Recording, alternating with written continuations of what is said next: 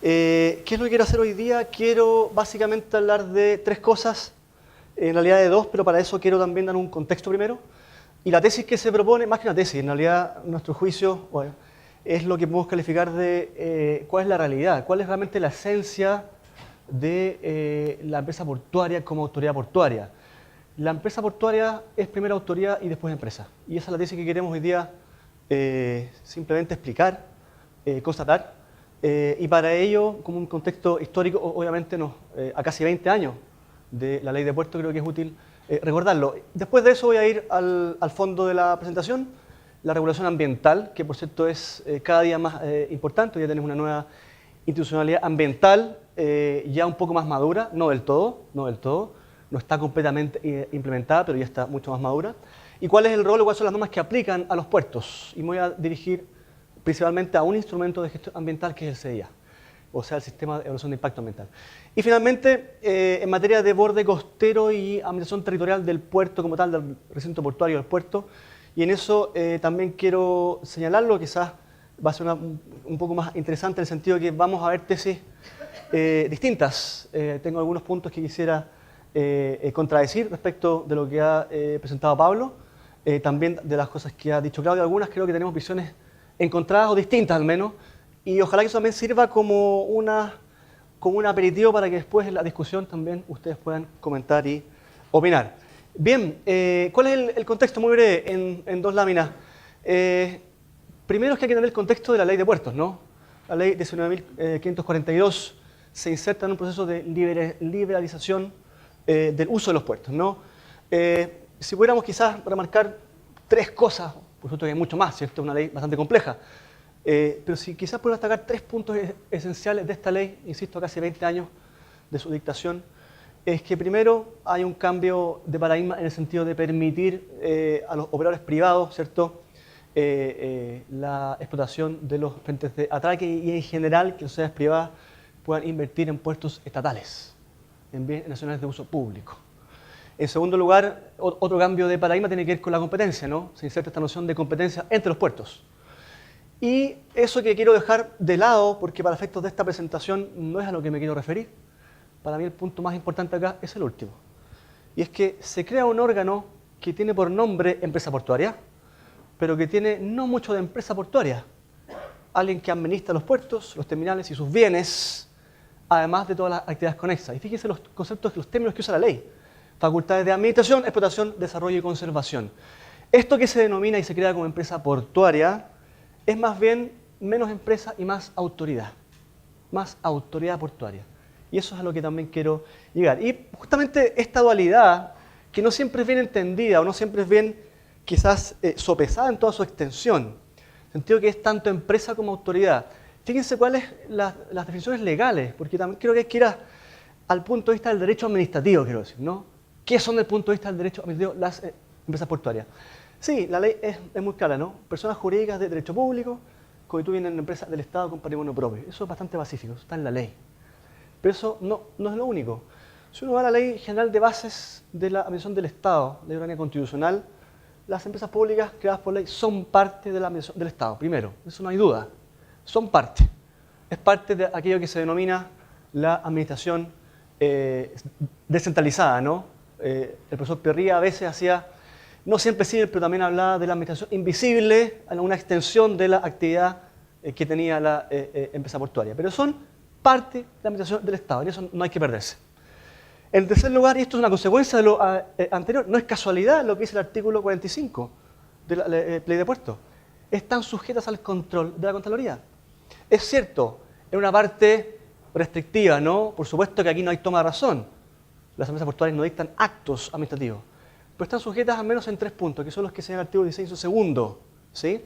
Para efectos de resguardar que se cumplan los fines de la empresa, la regularidad de su actividad y la responsabilidad de los directores y empleados. No es menor, ¿no?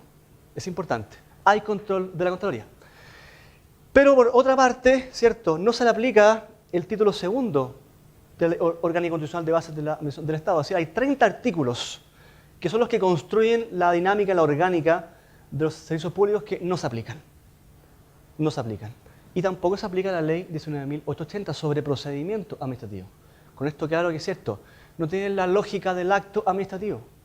Y es por eso que aquí no hay toma de razón, no hay nada de eso, ¿no? Es otra orgánica, es otra dinámica a través de la cual se expresa la actividad jurídica de la empresa que está regida por derecho privado. En quinto lugar, esto es importante, tampoco se le aplica la ley de contratación pública, fíjese. 19.886 no se aplica, pero sin embargo, se aplica el artículo 9º, que tiene que ver con contratación pública de la ley orgánica constitucional de base del Estado. Es decir, hay al menos uno o dos principios fundamentales que sí se aplican. La igualdad de los oferentes es uno de ellos. La legalidad de la igualdad de los oferentes está en la ley de bases y se le aplica a las empresas públicas. En todo lo demás, por cierto, está regido por el derecho privado. Y aquí quisiera detenerme los últimos dos puntos, que son quizás donde quiero llegar, para sobre todo en la última parte abordarlo. Los artículos 4 y 5 de la ley, si usted los lee, la verdad es que a lo que uno llega a la conclusión forzosa es a destacar la importancia del rol subsidiario de la ley, ¿no? Esa empresa es cierto, pero el rol de la explotación, la finalidad de explotación del puerto no es de la empresa portuaria, es de un particular, a través de una figura que se llama el contrato de concesión, ¿no? El concesionario. El rol de la empresa acá como empresa es subsidiario, como empresa. Y si uno va al artículo 8, que a mi juicio, insisto, desde la mirada del punto de vista del derecho administrativo, para mí tal vez es el artículo más importante de la ley. Por supuesto que para el operador, para el concesionario, para la vida de la empresa como empresa, este artículo quizás no sea el más relevante. Para mí, desde el punto de vista del derecho público, es el más importante de la ley. Porque aquí está la facultad y el poder. Aquí es donde usted aprecia que realmente es una autoridad portuaria. Y después empresa. Bien, es el contexto que quería dar, sobre todo para en la parte final tal vez abordar y discutir justamente algunos aspectos de a qué nos referimos con esto de autoridad portuaria, ¿no? Un poco más en detalle. Ahora voy a ir a la regulación ambiental, que es el primer tema de fondo que quiero abordar hoy día. Es imposible abordar y explicar o resumir toda la regulación ambiental en una presentación de 30 minutos y siendo un tercio en 10 minutos. Por lo tanto, voy a ir muy rápido a un contexto de los instrumentos de gestión ambiental para ir al instrumento que considero el más importante para efectos de la actividad portuaria, que es el CIA. Es cierto, Chile hoy día ha evolucionado muchísimo en los últimos 20 años en su regulación ambiental. Antes del año 94 estábamos en la prehistoria, entre el 94 y el 2010 tuvimos algo de prehistoria quizás, historia, y hoy día ya estamos lo que podríamos llamar que un país que tiene una regulación ambiental, por fin, y sobre todo desde el punto de vista institucional, orgánico institucional. Y eso creo que es importante porque la ley 20.417, que es del año 2010, que modificó la ley de base 94, que hay error del año, en fin, pero ahí está la base de lo que hoy día conocemos como la institucionalidad ambiental 2.0, ¿no? Ahora, es cierto, y aquí quizás una primera aclaración importante, la mayoría de las normas ambientales, de los estándares ambientales, de los instrumentos de gestión ambiental, no son particularmente relevantes para la empresa portuaria, quiero decir, para la empresa portuaria pública. ¿Por qué? Por dos razones. Primero, porque la gran mayoría de los estándares ambientales que tenemos no afectan directamente a la empresa portuaria. La regulación que hay a partir de instrumentos de gestión ambiental, y esto es la línea siguiente, me refiero a instrumentos de calidad ambiental, normas de calidad, normas de emisión, planes de descontaminación, tocan tangencialmente a la empresa portuaria. ¿A qué voy con esto? La actividad de la empresa portuaria no es particularmente contaminante per se, ¿no? Es una empresa que administra, más que realiza, ¿no? Cosas distintas respecto del concesionario. El día en que el concesionario o el particular quiere realizar un proyecto, por cierto, cambia la película. Pero como normas ambientales, en principio, a la empresa pública la tocan tangencialmente. No estoy diciendo que no las deba cumplir cuando la aplican, por supuesto que sí. Pero los casos reales en los cuales una norma ambiental va a tocar directamente a la empresa pública son pocos. Eso, y en segundo lugar, por la razón que ya acabo de esbozar, es porque la mayoría de la actividad que va a causar impacto ambiental la va a realizar el concesionario, el particular, ¿no? Bien, dicho eso, y creo que esto solamente a efectos de ilustrarlos, tal vez en algo que a veces parece desordenado, pero les quiero proponer la siguiente categorización para tal vez aclarar un poco el panorama de los instrumentos de gestión ambiental. ¿A qué me refiero con esto? Los instrumentos de gestión ambiental, básicamente y en su gran mayoría de los casos, son actos administrativos, actos de autoridad competente, principalmente el Ministerio del Medio Ambiente, pero no exclusivamente. También hay otras autoridades que dictan, preparan, implementan instrumentos de gestión ambiental. La gran mayoría de ellos son de carácter preventivo. La finalidad del derecho ambiental es preventiva. es prever un impacto ambiental, regularlo, mitigarlo, tener estándares que impidan llegar a un nivel de contaminación. Yo diría que la menor parte de los instrumentos son de carácter represivo. Cuando se llega a la sanción, cuando se llega al delito ambiental, que son pocos en Chile, es porque hemos llegado tarde. Porque reparar un daño ambiental siempre es más caro, siempre es menos eficiente que prevenirlo. En este contexto, la gran mayoría, a su vez, son de comando y control. Es decir, una orden de la autoridad pública que si no se cumple, aparejada de una sanción. Eso es la gran mayoría. Y aquí estamos o encontramos estándares, como por ejemplo las normas de calidad. La norma que regula el nivel máximo de contaminación de material particulado 10, 2,5, ozono, plomo, etc. Prohibiciones o restricciones. Por ejemplo, las prohibiciones a realizar actividades en un área protegida. Por ejemplo, esto no es irrelevante para los puertos, porque cada vez más nos encontramos, y esto voy a referirme brevemente al dictamen 4000, ¿sí? El dictamen 4000, a más de alguien le suena familiar hoy día, dictamen del Contralor General de la República, en enero de este año, que básicamente vino a reinterpretar lo que se entiende por área colocada bajo protección oficial.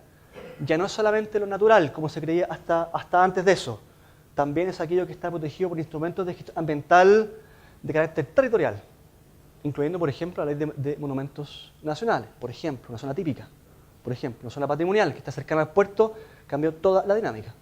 Y aquí sí se aplican normas de carácter ambiental. Y las autorizaciones dentro del comando y control, y en esto está principalmente, y por eso la flecha que tengo desde ahí hacia la izquierda, el sistema de evaluación de impacto ambiental. ¿Qué es una autorización? Es un acto complejo, porque intervienen varios órganos de la administración del Estado, y se dicta a través de, ¿cierto?, una comisión de evaluación ambiental de carácter regional, que reemplazó a las COREMAS antiguas, ¿no? Pero que lo gestiona un órgano particular, que es el Servicio de Evaluación Ambiental, el famoso SEA. Ahí, ese servicio dedicado exclusivamente a la gestión del CIA. Los instrumentos económicos hay incentivos, lo voy a dejar por ahora de lado, pero es así que se inserta el CIA desde el punto de vista, si usted quiere, dogmático tal vez, es categorizable como instrumento de carácter preventivo. Preventivo siendo también una autorización que dentro de esta resolución compleja que vamos a denominar RCA, o la resolución de calificación ambiental, hay un montón de otros estándares. Dentro de esa resolución a veces hay normas de emisión, en fin, y otras. Lo represivo lo vamos a dejar de lado. Basta por ahora decir que la sanción administrativa ambiental ha tenido un cambio radical a partir del año 2010. Muchos de ustedes estarán familiarizados con la Superintendencia del Medio Ambiente. Este es probablemente uno de los órganos más poderosos creados por ley en los últimos 5 o 6 años. La Superintendencia del Medio Ambiente hoy día, si una empresa portuaria tiene dentro de sus actividades algún proyecto regulado por RCA, el incumplimiento de los estándares ambientales en esa resolución lo fiscaliza la Superintendencia del Medio Ambiente. Y las sanciones no son como antes del año 2000, que eran hasta 500 UTM, o sea, un costo nomás, un costo que se internalizaba. Hoy día van hasta 10 millones de dólares y la suspensión o la paralización de la actividad. Y en eso la jurisprudencia del Tribunal Ambiental, diría yo, un análisis grueso, bastante grueso, pero ha sido bastante favorable, si bien con toda la actividad de la Super, en la gran mayoría de los casos, a confirmar lo que hace la superintendencia. Así que ahí también hay un punto que es, al menos los operadores jurídicos y todos aquellos que se relacionan con materias de cumplimiento, compliance, es un punto que hay que tener en cuenta. La responsabilidad ambiental, daño, en fin, responsabilidad penal, a los puertos también les puede afectar tangencialmente, en fin, cuando hay derrames de petróleo, etc. Bien, pues, y para ir terminando o acercarme al término de esta segunda parte, esta es quizás la exposición de las principales categorías de instrumentos de gestión ambiental. En este marco de instrumentos preventivos o represivos encontramos todo esto. Hasta el último bullet, último punto, están todos aquellos que están incluidos en la Ley de Bases del Medio Ambiente. La Ley de 19.300, modificada por la 20.417, ¿no? Pero no son los únicos, no son los únicos. Es cierto que los más importantes están en la Ley de Bases, pero hay otros instrumentos de gestión ambiental que también están en leyes especiales, por ejemplo, la Ley de Navegación, la Ley de Pesca y Acuicultura. Y doy estos dos ejemplos porque ambos dan hacia el mar, pues, por eso. Entonces, para la razón portuaria, al menos tangencialmente, va a ser importante considerar ciertos instrumentos de gestión que pueden tener un conflicto de uso eventualmente con los puertos. Me refiero a la Ley de Pesca, por ejemplo, las concesiones de acuicultura, por ejemplo, y en materia de Ley de Navegación, me refiero al Decreto Supremo número 1 del año 92, el Reglamento para la Contaminación Acuática. Eso en cuanto a la categoría general. ¿Por qué destaco estos dos instrumentos? Porque a esto me quería referir. Los principales instrumentos que influyen en la actividad de la empresa portuaria y desde luego de sus concesionarios son, por lejos, el sistema de evaluación de impacto ambiental, el CIA, y en segundo lugar, potencialmente hoy día, la evaluación ambiental es estratégica, que hoy día sabemos muy poco acerca de ella y tenemos más preguntas que respuestas. El CIA entonces, el CIA es el instrumento de gestión por antonomasia que va a afectar a la actividad del puerto. Pero de nuevo, déjenme ir 3 láminas más atrás e insisto que, y esto después de hacer un pequeño barrido por la página web del Servicio de Evaluación Ambiental, la total y absoluta mayoría, me atrevo a decir, una cifra por supuesto al ojo, al voleo como se dice, pero más del 90% de los proyectos que inciden en puertos, o sea, proyectos portuarios, o sea, obras, remodelaciones, ampliaciones, una obra dentro de un puerto, 90 y tanto por ciento, el titular del proyecto es el concesionario, es un privado dentro del puerto, no es la empresa pública. ¿Es esto indiferente a la empresa pública? Por supuesto que no. Van al interés de la empresa pública que al concesionario le vaya bien en el CIA, ¿no? Obvio, desde luego. Pero son titulares distintos. La gestión, ¿cierto?, va a ser de cargo del titular, es decir, del concesionario. La sanción, eventualmente, también. Entonces, eso también hay que tenerlo presente. Ahora, brevemente, aquellos que no están familiarizados con el CIA, les ofrezco este pequeño esquema, muy breve, en 5 minutos, espero. 2 preguntas en realidad, ¿qué es y para qué sirve? Y esto tal vez sea bueno aclararlo porque se tiende a pensar que el CIA es una suerte de instrumento para evitar, o más bien para parar proyectos, ¿cierto? Cuando la verdad es que su esencia es doble y es primero que todo proyecto se haga en conformidad con los estándares ambientales vigentes, primera cosa. Y en segundo lugar, y más importante, en la práctica, ¿para qué sirve el CIA? Para mejorar proyectos, para establecer medidas de mitigación, de resguardo, de prevención de contaminación y de impacto dentro del título administrativo, es decir, dentro de la RCA. Para eso es. Segundo lugar, y aquí viene la pregunta del millón respecto a la actividad portuaria. ¿Cuándo un proyecto, cuándo una obra nueva debe ingresar o no al CIA? Esta pregunta es clave porque ingresar al CIA hoy día es cada vez más complejo, ¿no? Y dependerá desde luego del instrumento que se utilice para entrar. La respuesta a esto está dada, y aquí viene el cuadrito rojo abajo, por el artículo 10 de la Ley de Bases del Medio Ambiente y desde luego por el Decreto Supremo 40 de 2012, que es el reglamento del CIA. Por eso esas 2 flechas de arriba abajo, ¿no? Debe ingresar el proyecto en cuestión, acá está la respuesta. Y de inmediato, artículo 3, letra F del reglamento, la gran mayoría de las obras en puertos, la gran mayoría en principio, digo en principio porque de inmediato voy a decir por qué en principio, la gran mayoría de las obras portuarias debe ingresar al CIA. La gran mayoría. ¿Dónde está él en principio? Porque de nuevo, para todo proyecto, la autoridad ambiental ha desarrollado un criterio que hoy día, por supuesto, solamente podemos esbozar. Pero los proyectos ingresan o no al CIA según si estamos frente a un cambio de consideración. Y ese es el criterio que ha adoptado el SEA, desde luego, la autoridad ambiental. Si hay un cambio de consideración y eso implica una serie de requisitos, el proyecto va a ingresar al CIA. Si ingresa por declaración o por estudio es una segunda pregunta. Pero para saber si ingresa o no, cambio de consideración. Y en eso yo diría que la jurisprudencia administrativa ha evolucionado de una forma bastante predecible hoy día. Todavía hay zonas grises, por cierto, pero los cambios de consideración es lo que define si un proyecto entra o no entra, primera cosa. Pero como actividad portuaria como tal está desde luego incluida en el listado de actividades que deben ingresar. Si ingresa por estudio o por declaración, por supuesto que va a influir, es importantísimo porque el estudio es mucho más exigente, mucho más largo. El grado de participación ciudadana, que hoy día es obviamente algo relevante para todo proyecto de envergadura, es primero obligatoria y es sin duda mucho más, no quiero usar la palabra engorroso, pero en la práctica se ha demostrado que así es. Los estudios se demoran hoy día años, y sobre todo en proyectos estratégicos como estos.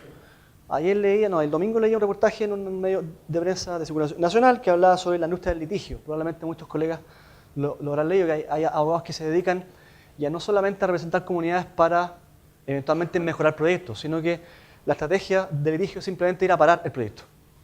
es parar el proyecto y después sentarse a negociar. Y de hecho se identificaban varios estudios que se dedican a esto, digamos. Eso obviamente también ha encarecido los costos de la evaluación ambiental, sin duda. Tramitación compleja, ventanilla única, pero diferentes órganos. Y finalmente, en este pequeño resumen, la Comisión de Evaluación Ambiental, que es un órgano que hoy día es menos político, es más técnico, pero sigue siendo político, desde luego, representado por varios ceremis a nivel regional. Ya no es como la Corema, que antes entraba el gobernador, en fin, tiene un componente mucho más político, eso cambió en el 2010. Dicta un acto. Y este es el acto probablemente más importante no solo en la vida de un proyecto, eventualmente también portuario, sino que del titular. La resolución de calificación ambiental es la ley para el particular. Es la ley. Si el particular se sale de la RCA, hay un incumplimiento y se va a caer encima la superintendencia. No hay dos lecturas. La RCA es la ley, en sentido figurado, ¿no? Es un acto administrativo, por cierto, pero para efectos prácticos es lo más relevante para el proyecto. Es lo más relevante para la empresa. De nuevo destaco el dictamen 4000, acá abajo. ¿Cuándo ingresa? Cambió este criterio este año. Ahí donde antes, y esto es importante porque si algún proyecto portuario o dentro de un puerto está cercano eventualmente a un área colocada bajo protección oficial, lo cual incluye ya no solo un parque nacional, reserva de región virgen, monumento natural, santuario de la naturaleza, parque marino o reserva marina, sino que cualquier otra categoría de protección oficial debe ingresar al CIA. Cualquiera. Y con esto me refiero incluso a aquellos que están en la ley de monumentos nacionales o incluso en un plan regulador, eventualmente. Cuidado, este no es el fin de la historia. En principio deben ingresar, pero de nuevo se le va a aplicar, y esto también lo dice el dictamen, indirectamente, el criterio del cambio de consideración vuelve a ser importante. Porque puede que haya un cambio, sí, una obra que se haga dentro de un puerto, un área cercana a un puerto, que debe ingresar en principio. Pero si el cambio no es de consideración, no va a ingresar. No va a ingresar. Entonces también hay que tenerlo presente para un poco quizás bajar las revoluciones al dictamen 4000. Y ahora sí, para terminar esta segunda parte acerca de la evaluación ambiental estratégica, confieso que tengo solamente dudas respecto a esto.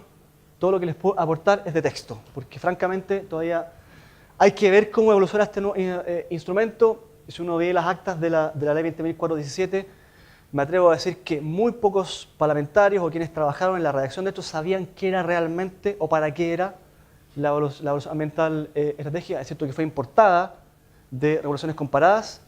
Si usted analiza incluso el decreto 32 del 2015, que tiene un año menos, todavía tampoco queda claro. Es un proceso engorroso, complejo, que es difícil prever cómo se va a comportar. Pero básicamente, ¿para qué es?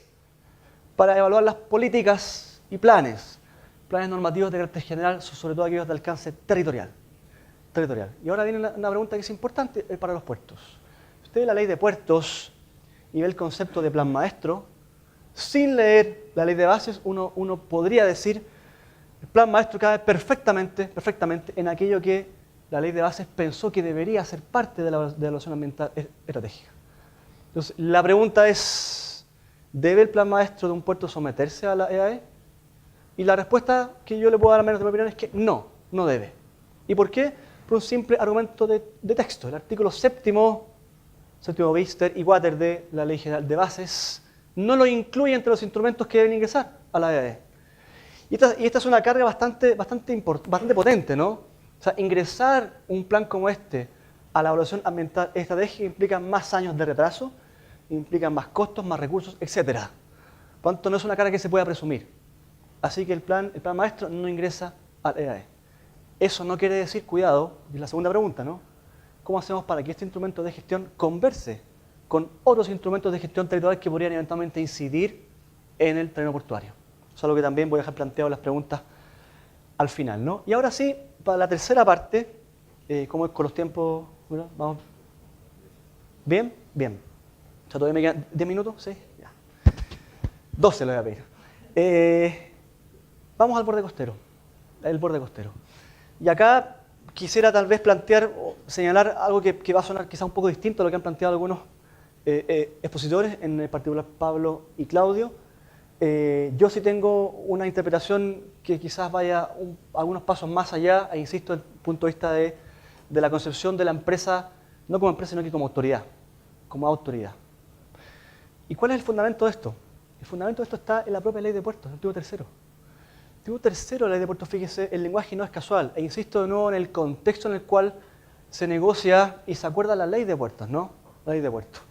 Los puertos y terminales que administren las empresas serán de uso público, de conformidad a las normas de esta ley, y prestarán servicios de forma continua y permanente. Esta frase es de las más importantes de la ley. Los puertos públicos no pueden parar. Podrá parar el puerto privado, podrá parar el concesionario y habrán consecuencias, pero el puerto público no puede parar, continua y permanente. Esto es lo que fundamenta a la autoridad portuaria. Usted comprenderá que en el contexto, insisto, año 97 y todavía aún más vigente, uno de los países más globalizados del mundo, como es Chile, que tiene más tratados de libre comercio y de inversión bilateral con más países del mundo que cualquier otro, usted comprenderá, y que más del 90% de las personas salen por puertos, usted entiende la importancia de esta norma. Esta norma no es casual. El puerto público no puede parar. Y ese es el fundamento de que nos hacen vender una empresa. Tiene facultades regulatorias, tiene facultades de coordinación y se lee en conjunto. La propuesta, y un poco para tratar de sistematizar cuáles son los poderes o las facultades de la empresa pública, ¿sí? Son estas 4 y me quiero dedicar más bien a abordar las primeras 3. Primero, una potestad normativa, y es por eso que, fíjese, están todas o casi todas en el artículo 8. Por eso que yo decía al comienzo que el artículo 8 es el más importante a mi juicio de la ley. Primero, la potestad normativa y de supervigilancia. Segundo, el poder de coordinación de los intervinientes. Y en tercer lugar, el desarrollo y la planificación del puerto. La cuarta, que tiene que ver con la mediación del contrato de concesión, la voy a dejar de lado, porque es eso, ¿no? Es una relación con el particular y eso tiene todo un mundo que usted probablemente conoce mejor que yo. Yo quiero apuntar esto desde el punto de vista administrativo, lo público. El contrato de concesión, que tiene un régimen especial, lo podemos dejar por ahora de lado. Entonces voy a ir tratando de apuntar, tomar ciertas notas respecto a estas 3 potestades o facultades que a mi juicio son del todo relevantes y no siempre bien entendidas en cuanto a su alcance. Artículo 8, numeral 4, las empresas deberán realizar directamente. De aquí ya escapamos de la subsidiariedad. Es una facultad directa y más una obligación para la empresa.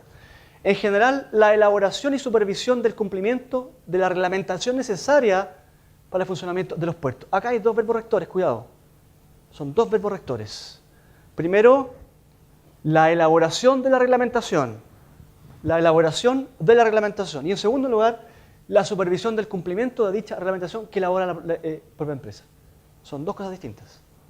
Esa es la lectura de esta norma. Y es por eso después el ejemplo, incluidos entre otros. No es únicamente el artículo 22, el RUFRA, ¿no? No es el único. Es uno de los tantos. Y de ahí, como ven, explicaba Pablo, surgen otras normas, otros reglamentos, ¿cierto?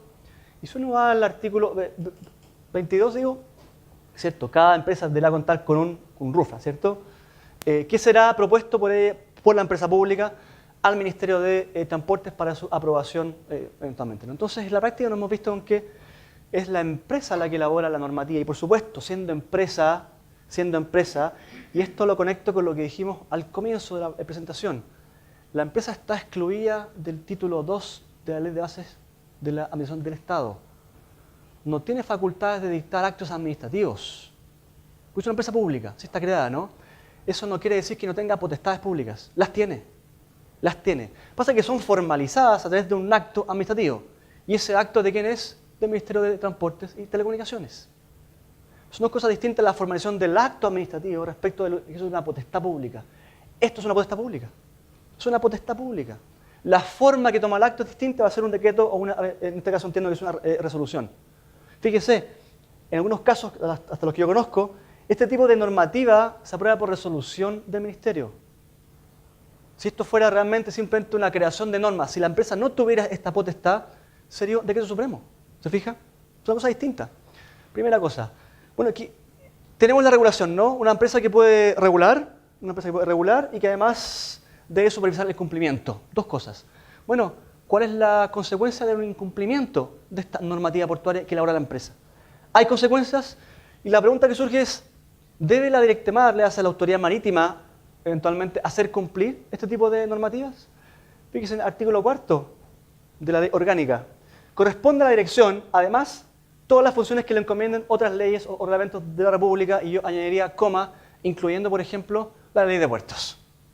¿Se fija? Entonces, En los recintos portuarios, la conclusión, a mi juicio, es quien debe velar por el orden público, cuidado, quien debe ejecutar, quien tiene la facultad de ejecutar esta ley, ¿cierto? Cuidado, ya no de supervisar. La facultad de supervisar está muy conectada con la de coordinación, que es la que vamos a ver de inmediato. Pero quien debe, en fondo, fiscalizar y hacer cumplir la ley, en este caso, incluyendo la reglamentación de la empresa, de carácter público, es la Directemar, artículo 80 de la Ley de Navegación. Solo la autoridad marítima compete mantener el orden y la disciplina en los puertos marítimos, fluviales o lacustres y aplicar las sanciones correspondientes.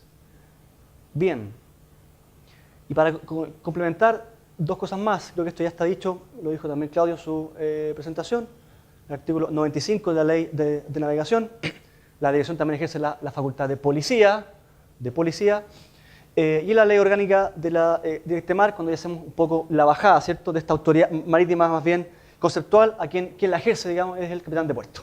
Eso está expresamente contemplado en la ley. Y el último punto de este primer subpunto de la parte 3, ¿qué pasa con Carabineros? Siempre nos preguntamos, bueno, ¿tiene algún rol que jugar Carabineros dentro de los puertos? Bueno, y la verdad es que sí lo tiene.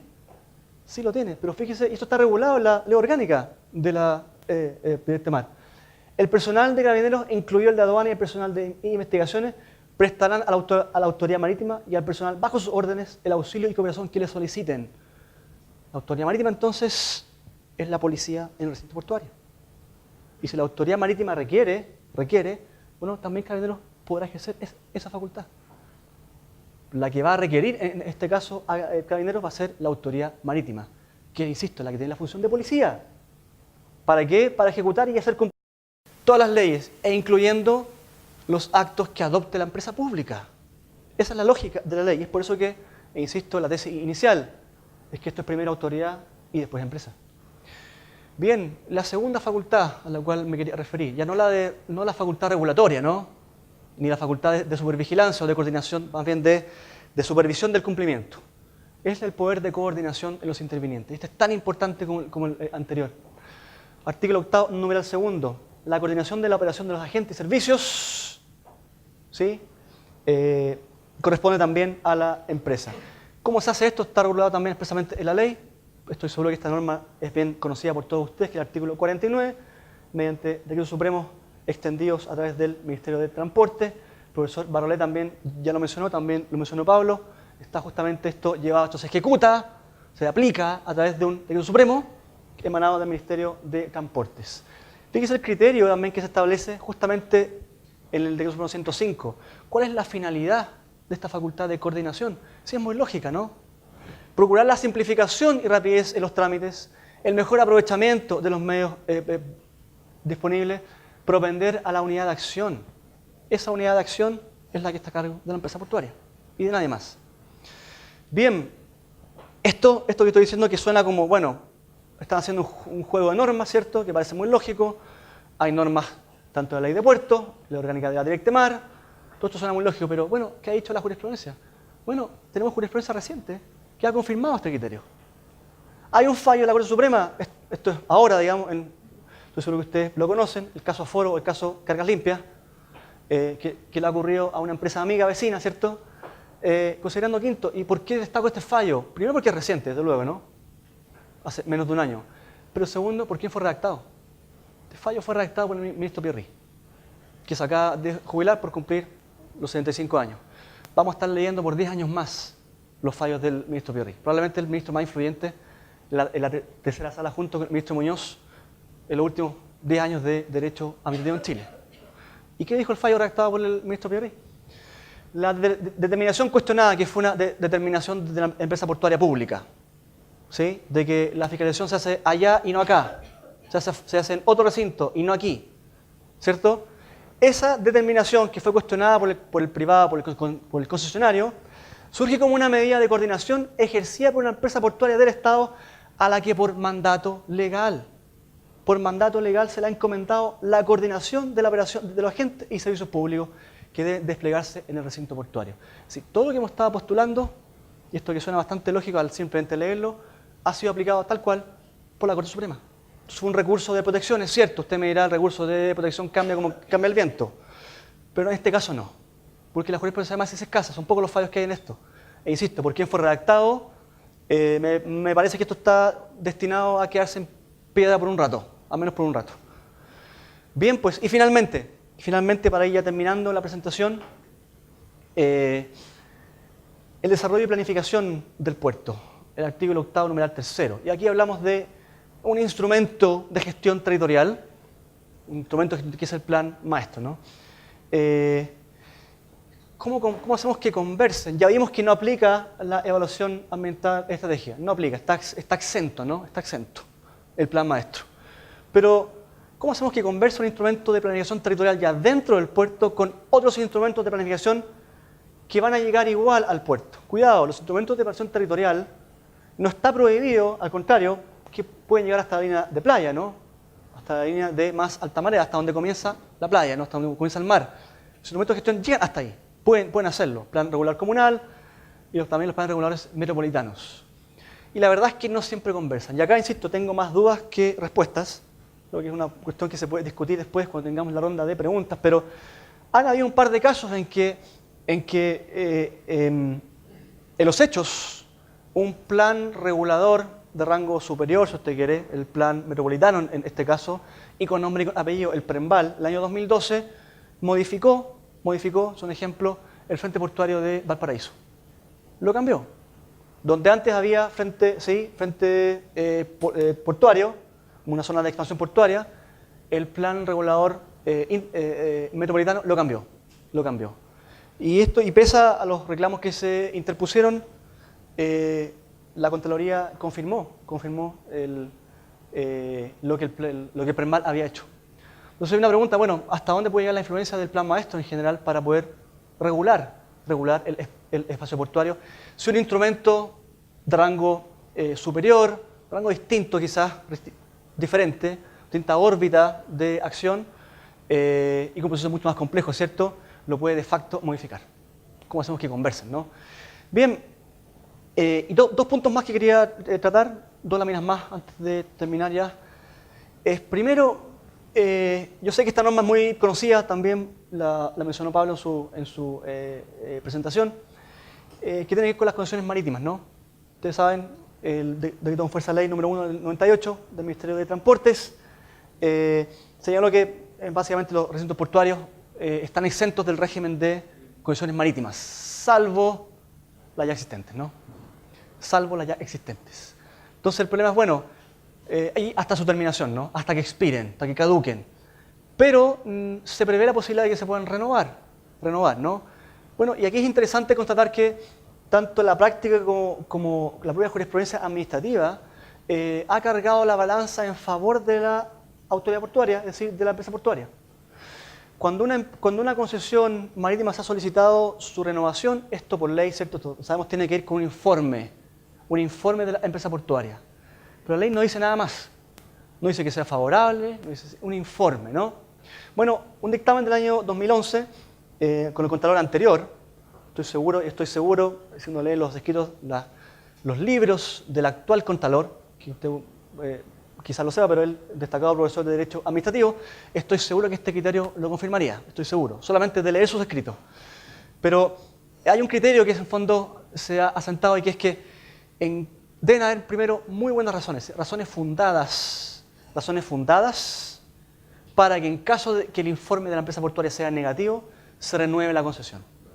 Debe ser, es decir, solo en caso excepcionalmente calificado y por decisión fundada. Es decir, no hay una libertad discrecional, no hay una facultad discrecional absoluta para poder renovar o no la concesión. Esto está regulado y es por un criterio administrativo y esto ha cargado, obviamente yo diría que ha beneficiado, si usted quiere, o ha reforzado también este criterio de autoridad portuaria que estamos tratando de definir.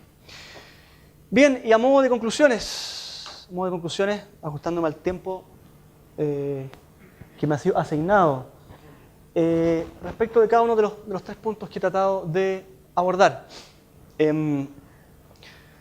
Primero, me parece que es claro, tanto de la historia de la ley como de las normas que hemos tratado de presentar, no solo la ley de puertos, sino también las normas de aplicación orgánica de la Directemar y otras, es que hay una dualidad, hay una esencia que es dual en este órgano que se llama empresa portuaria.